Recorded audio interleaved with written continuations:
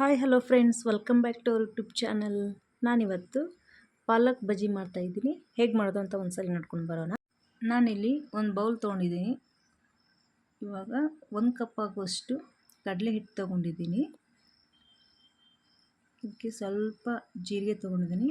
ಜೀರಿಗೆನ ಕೈಯಿಂದ ಈ ಥರ ಕ್ರಷ್ ಮಾಡಿ ಹಾಕಬೇಕು. ಆವಾಗ ಪರಿಮಳ ತುಂಬ ಚೆನ್ನಾಗಿ ಬರುತ್ತೆ. ಇವಾಗ 1 ಸ್ಪೂನು ಅಜ್ವಾನ ಹಾಕ್ತಾಯಿದ್ದೀನಿ.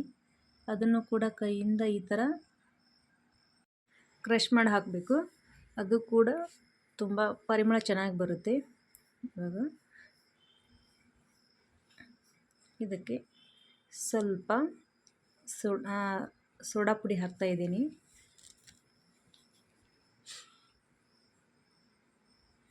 ಇದಕ್ಕೆ ಸ್ವಲ್ಪ ಅರಿಶಿನ, ರುಚಿಗೆ ತಕ್ಕಷ್ಟು ಉಪ್ಪು, ಒಂದು ಸಣ್ಣ ಸ್ಪೂನಿಂದ ಅಚ್ಕಾರದ ಪುಡಿ ಹಾಕ್ತಾಯಿದ್ದೀನಿ. ಸ್ವಲ್ಪ ಒಂದೇ ಒಂದು ಸ್ಪೂನಷ್ಟು ಆಗುವಷ್ಟು ಅಕ್ಕಿ ಹಿಟ್ಟು ಹಾಕ್ತಾಯಿದ್ದೀನಿ. ಬೇಕಿದ್ದರೆ ನೀವು ಜಾಸ್ತಿ ಕೂಡ ಹಾಕ್ಬೋದು. ನಾನು ತೊಗೊಂಡಿರೋ ಮೆಜರ್ಮೆಂಟಿಗೆ ಇಷ್ಟು ಸಾಕು. ಸ್ವಲ್ಪ ಕರಿಬೇವು ಹಾಕ್ತಾಯಿದ್ದೀನಿ. ಸ್ವಲ್ಪ ಕೊತ್ತಂಬರಿನ ಕೈಯಿಂದ ಈ ಥರ ಕಟ್ ಮಾಡಿ ಹಾಕ್ತಾಯಿದ್ದೀನಿ. ಇವಾಗ ಮುಂಚೆನೇ ನಾನು ಒಂದು ಪಾಲಕ್ ಸೊಪ್ಪನ್ನು ತೊಳೆದು ನೀಟಾಗಿ ಕಟ್ ಮಾಡಿ ವಾಶ್ ಮಾಡಿಟ್ಟಿದ್ದೆ. ಹಾಗಾಗಿ ಅದನ್ನು ಕೂಡ ಇವಾಗ ಆ್ಯಡ್ ಮಾಡ್ತಾಯಿದ್ದೀನಿ. ಆ್ಯಡ್ ಮಾಡಿ ಇವಾಗ ಎಲ್ಲನೂ ಒಂದು ರೌಂಡ್ ನೀಟಾಗಿ ಮಿಕ್ಸ್ ಮಾಡ್ಕೋಬೇಕು. ಫಸ್ಟ್ ನೀರು ಹಾಕ್ದೇ ಎಲ್ಲನೂ ನೀಟಾಗಿ ಮಿಕ್ಸ್ ಮಾಡಿಕೊಂಡ್ರೆ ಎಲ್ಲನೂ ಹಾಕಿದ ಪದಾರ್ಥಗಳು ಒಂದೇ ರೀತಿ ಸಮ ಪ್ರಮಾಣದಲ್ಲಿ ಎಲ್ಲ ಕಡೆ ಹರಡ್ಕೊಂಡು ಬಿಡುತ್ತೆ. ಇವಾಗ ನೋಡಿ ಎಲ್ಲನೂ ಸರಿಯಾಗಿ ಮಿಕ್ಸ್ ಮಾಡಿದ್ದೀನಿ. ಇದಕ್ಕೆ ಸ್ವಲ್ಪ ನೀರು ಹಾಕ್ತಾ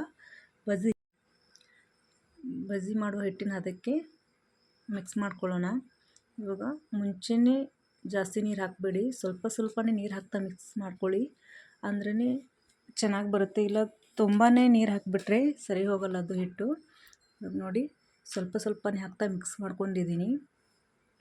ಇವಾಗ ಇದನ್ನೆಲ್ಲನೂ ಮಿಕ್ಸ್ ಮಾಡಿಕೊಂಡು ಒಂದು 2 ರಿಂದ 3 ನಿಮಿಷ ನೆನೆಸಿದರೆ ಸಾಕು. ತುಂಬ ನೆನೆಸೋ ಅಗತ್ಯ ಇಲ್ಲ, ಯಾಕಂದರೆ ನೀರು ಬಿಟ್ಕೊಳ್ಳುತ್ತೆ ಪಾಲಕ್ ಸೊಪ್ಪು. ಹಾಗಾಗಿ ಆವಾಗಲೇ ಮಿಕ್ಸ್ ಮಾಡಿದ ನಂತರನೇ ಬಜ್ಜಿ ಮಾಡಿಕೊಂಡ್ರೆ ಏನು ಪರವಾಗಿಲ್ಲ, ತುಂಬ ಟೇಸ್ಟಾಗಿ ಬರುತ್ತೆ. ಇವಾಗ ಎಲ್ಲನೂ ಹಿಟ್ಟನ್ನು ಮಿಕ್ಸ್ ಮಾಡಿದ್ದೀನಿ. ಇಷ್ಟು ಗಟ್ಟಿಯಾದರೆ ಸಾಕು, ತುಂಬಾ ನೀರಾಗೋ ಥರ ಮಾಡ್ಕೋಬೇಡಿ, ಆವಾಗ ಬಜ್ಜಿ ಕೂಡ ಸರಿಯಾಗಿ ಬರಲ್ಲ. ಇವಾಗ ಇದನ್ನೆಲ್ಲನೂ ಮಿಕ್ಸ್ ಮಾಡಿದ್ದೀನಿ. ಇವಾಗ ಮುಂಚೆನೇ ನಾನು ಒಂದು ಪಾತ್ರೆಯಲ್ಲಿ ಎಣ್ಣೆ ಹಾಕಿ ಬಿಸಿ ಮಾಡ್ಕೊಂಡಿದ್ದೆ. ಇವಾಗ ಅದು ಕಾದಿದೆ. ಇವಾಗ ಕಾದ ನಂತರ ಸ್ವಲ್ಪನೇ ಹಿಟ್ಟು ಬಿಡ್ತಾಯಿದ್ದೀನಿ. ತುಂಬ ಜಾಸ್ತಿ ಏನು ಬಿಡೋ ಅವಶ್ಯಕತೆ ಇಲ್ಲ ಅದರಲ್ಲಿ. ಸ್ವಲ್ಪನೇ ಬಿಟ್ಟರೆ ಚೆನ್ನಾಗಿ ಕ್ರಂಚಿ ಥರ ಬರುತ್ತೆ. ಇವಾಗ ಎಲ್ಲನೂ ಹಾಕಿದ್ದೀನಿ. ಇವಾಗ ಎಣ್ಣೆಯಲ್ಲಿ ಒಂದು ಸೈಡ್ ಫ್ರೈ ಆಗಿದೆ, ಇನ್ನೊಂದು ಸೈಡ್ ಕೂಡ ಚೆನ್ನಾಗಿ ಎಣ್ಣೆಯಲ್ಲಿ ಫ್ರೈ ಆಗಬೇಕು. ಗ್ಯಾಸ್ ಫ್ಲೇಮ್ ಸ್ವಲ್ಪ ಜಾಸ್ತಿ ಇಟ್ಟು ಇದನ್ನು ಎಣ್ಣೆಯಲ್ಲಿ ಫ್ರೈ ಮಾಡ್ಕೊಳ್ಳಿ. ಯಾಕಂದರೆ ಸ್ಲೋ ಇಟ್ಟರೆ ತುಂಬಾ ಎಣ್ಣೆಯನ್ನು ಹೀರ್ಕೊಂಡ್ಬಿಡುತ್ತೆ ಬಜ್ಜಿ. ಹಾಗಾಗಿ ಜಾಸ್ತಿ ಇಟ್ಟು ಒಂದು 3 ರಿಂದ 4 ನಿಮಿಷ ಎಣ್ಣೆಯಲ್ಲಿ ಚೆನ್ನಾಗಿ ಫ್ರೈ ಮಾಡಿದರೆ ಬಜ್ಜಿ ಕೂಡ ಚೆನ್ನಾಗಿ ಬರುತ್ತೆ. ಇವಾಗ ನೋಡಿ ಇವಾಗೆಲ್ಲನೂ ಚೆನ್ನಾಗಿ ಎಣ್ಣೆಯಲ್ಲಿ ಫ್ರೈ ಆಗಿದೆ. ಇವಾಗ ಒಂದು ಪ್ಲೇಟ್ಗೆ ಇದನ್ನು ತಗೊಂಡ್ಬಿಡೋಣ. ಕಾಣಿಸ್ತಿದೆ ಎಲ್ಲ ಹೇಗಾಗಿದೆ ಅಂತ.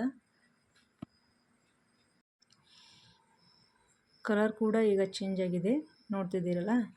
ಇವಾಗೆಲ್ಲನೂ ಒಂದು ಪ್ಲೇಟ್ಗೆ ಎತ್ತಿಟ್ಕೊಂಡು ಇವಾಗ ಇನ್ನುಳಿದ ಹಿಟ್ಟನ್ನು ಮತ್ತೆ ನಾನು ಹಾಕ್ತಾಯಿದ್ದೀನಿ. ಸ್ವಲ್ಪನೇ ಪುಟ್ಟ ನಾನು ಈ ಥರ ಬಜ್ಜಿ ಹಾಕಿರೋದ್ರಿಂದ ನಾನು ತೊಗೊಂಡಿರೋ ಮೆಜರ್ಮೆಂಟಿಗೆ 3 ರಿಂದ 4 ಸರಿ ನಾನು ಹಾಕಿದ್ದೀನಿ. ಈ ಥರ ಎಣ್ಣೆಯಲ್ಲಿ ಫ್ರೈ ಮಾಡ್ಕೊಂಡಿದ್ದೀನಿ. ತುಂಬಾ ಚೆನ್ನಾಗಿ ಬಂದಿದೆ ಈ ಪಕೋಡ ಬಜ್ಜಿ. ಕಲರ್ ಸ್ವಲ್ಪನೇ ಚೇಂಜ್ ಆದ ತಕ್ಷಣವೇ ತೆಗ್ದುಬಿಡಿ, ಇಲ್ಲಾಂದರೆ ತುಂಬ ಸೀದೋದ್ರೆ ಚೆನ್ನಾಗಿ ಬರಲ್ಲ. ನೀವು ಒಂದ್ಸರಿ ಮನೇಲಿ ಟ್ರೈ ಮಾಡಿ, ಹೇಗಾಯಿತು ಅಂತ ಒಂದು ಕಮೆಂಟ್ ಮಾಡಿ. ನೋಡಿ ಇದನ್ನು ಮೇಲೆ ಬೇಕಿದ್ದರೆ ಚಾಟ್ ಮಸಾಲ ಹಾಕಿ ಟೊಮೊಟೊ ಸಾಸ್ ಜೊತೆ ತಿನ್ನಿ, ತುಂಬ ಟೇಸ್ಟಿಯಾಗಿ ಇರುತ್ತೆ. ಈ ವಿಡಿಯೋ ನಿಮಗೆ ಇಷ್ಟ ಇದೆ ಅಂತ ನಾನು ಭಾವಿಸ್ತಾ ಇದ್ದೀನಿ. ಐ ಹೋಪ್ ಈ ವಿಡಿಯೋ ನಿಮಗೆ ಇಷ್ಟ ಆದರೆ ಲೈಕ್ ಮಾಡಿ, ಶೇರ್ ಮಾಡಿ, ಕಮೆಂಟ್ ಮಾಡಿ, ಸಬ್ಸ್ಕ್ರೈಬ್ ಮಾಡ್ಕೊಂಡು ನೋಡಿ. Thank you so much. Thank you for watching.